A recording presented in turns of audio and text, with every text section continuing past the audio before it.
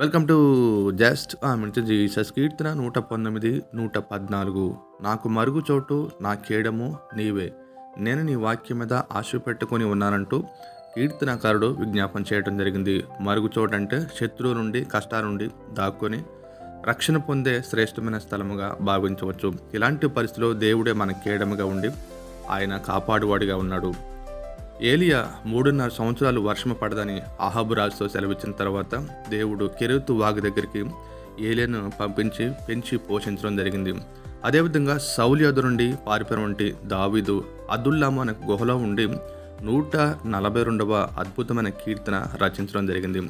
ఇలాంటి పరిస్థితులు వచ్చినప్పుడు దేవుడు గొప్ప అనుభవాలను నేర్పేవాడిగా ఉన్నాడు. ప్రసంగాల రారాజన చార్లెస్ స్పర్జన్ గారు అంటాడు, గుహలు లేదా దాక్కునే స్థలాలు గొప్ప ప్రార్థనా జీవితాలుగా, గొప్ప వ్యక్తిత్వాన్ని నిర్మించేవిగా ఉన్నట్టు సెలవించడం జరిగింది. ఆమేన్.